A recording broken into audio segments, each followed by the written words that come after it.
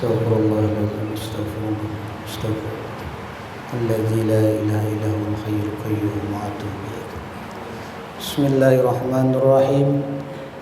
Assalamualaikum warahmatullahi wabarakatuh. A'udzu billahi minasy syaithanir rajim. Bismillahirrahmanirrahim. Bismillah walhamdulillah wassalatu wassalamu ala rasulillah Sayyidina wa maulana Muhammad ibn Abdillah wa ala alihi wa ashabihi wa mawala.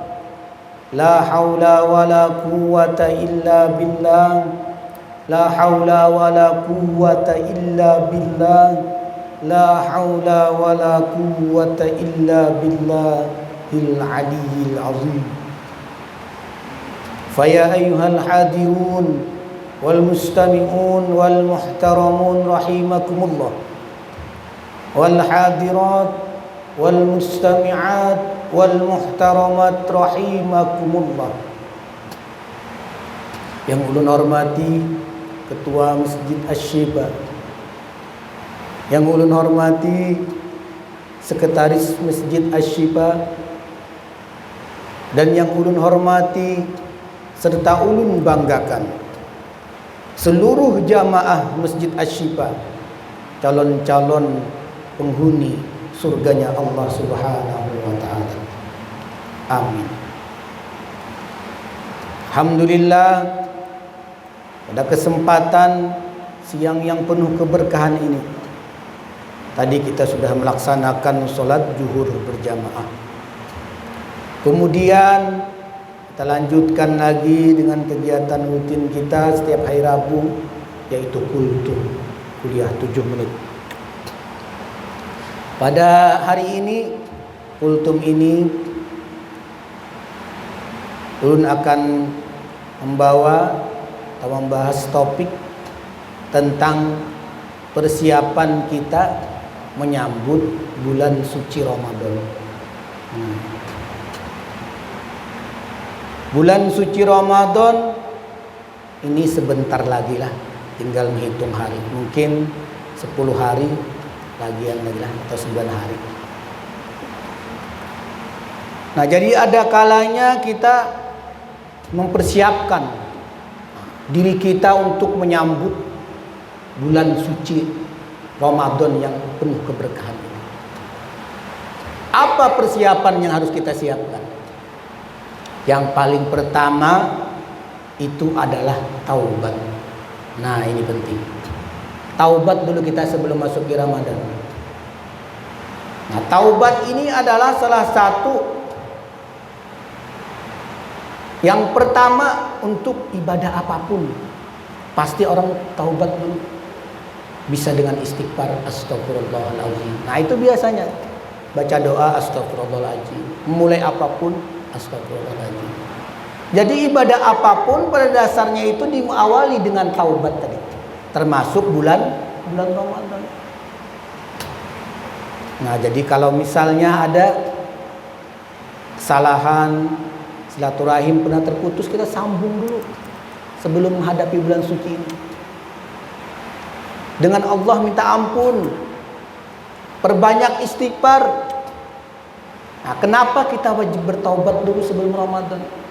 Supaya kita lebih khusyuk dalam menjalankan ibadah puasa, lebih suci hati kita, dan diharapkan kita mendapatkan keampunan Allah.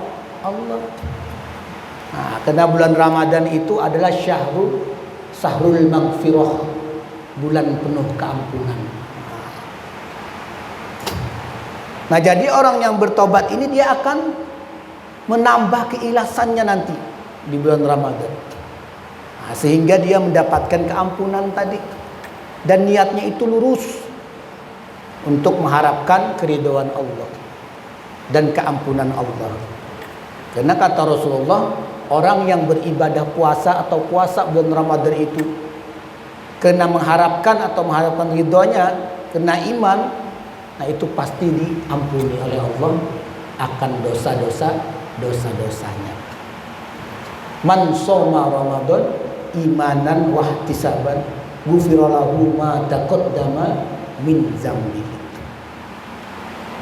Kata Rasul, orang yang puasa Ramadan karena iman dan mengharapkan pahala dari Allah, dia akan mendapat keampunan dari Allah. Nah, itu yang kita harapkan. Jadi kita taubat dulu yang pertama. Nah, itu yang pertama. Dan yang kedua, nah ini tidak kalah pentingnya lah, al-ilmu. Nah, jadi ilmu Ramadan itu kita gali dulu sebelum sampai ke bulan sucinya. Nah, kita jangan umpat-umpatan. Jangan umpat-umpatan juga puasa-puasa juga. Kita kaji ilmunya dulu. Buka kembali kitab-kitabnya, buku-bukunya. Lebih rajin mendengarkan tausiah-tausiah yang berhubungan dengan Ramadan khususnya. Rukun puasa, nah itu diingat-ingat lagi. Rukun puasa pertama niat. Yang kedua, menghindari atau menahan dari yang membatalkan puasa dari terbit fajar sampai tenggelam matahari. Nah, yang itu kita gali lagi. Niat Ramadan, niat puasa apa? Sahur yang biasa kita baca, nawaitu shauma gadi an adai fardi sahri Ramadan hajihi sanati lillahi ta'ala.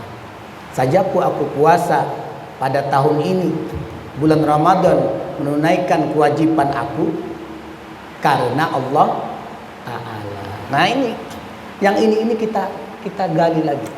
Terus apalagi ilmu Ramadan? Bukan hanya sekedar menahan lapar, tapi juga makna Ramadan itu menahan dari yang membatalkan dan mengurangi pahala puasa. Makanya makna Ramadan itu adalah imsak, menahan. Nah, menahan diri dari berbohong, menahan diri untuk tidak berbohong, untuk tidak menahan diri jangan sampai berdusta, jangan sampai ghibah. Nah, ini bisa mengurangi pahala puasa, bahkan menghilangkan pahala puasa. Kata Rasulullah itu apa? Kam min shaimin, kata Rasulullah, laisa lahu min siyamin ilal ju' wal atas. Banyak kata Rasulullah, umat-umatku itu puasa tapi dia hanya mendapatkan lapar dan dahaga. Nah, ini yang kita takutkan. Kenapa merasakan lapar dahaga tidak mendapatkan pahala dan kebaikan? Karena banyak hal-hal yang dilakukan yang mengurangi pahala puasa tadi. Bahkan dalam suatu riwayat, barang siapa, kata Rasulullah, melakukan hal-hal yang tidak perlu termasuk ghibah, maka Allah tidak butuh puasa orang tersebut. Bayangkan itu. Nah, jadi yang ini yang perlu kita jaga. Tidak ghibah, tidak berdusta, dan lagi tidak marah. Nah, ini juga yang perlu kita jaga. Jadi selain daripada makan dan minum tadi, hal-hal lain yang mengurangi pahala puasa seperti ghibah, berdusta, menipu, marah, adu domba, fitnah, dan hal-hal yang tercela itu kita tahan, kita hindari. Nah, sehingga nanti kita menjadi pribadi yang bertakwa. Nah, itu tip yang kedua. Nah, terus lagi yang ketiga apa? Yang ketiga, kita melatih diri kita dari sekarang meningkatkan ibadah-ibadah kita, ibadah sunat khususnya. Nah, apalagi Al-Quran. Nah, itu penting, membaca Al-Quran. Kenapa bulan Ramadan itu mulia? Kenapa bulan Ramadan itu dimuliakan oleh Allah?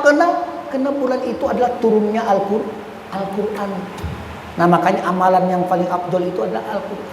Yang paling baik itu adalah Al-Quran.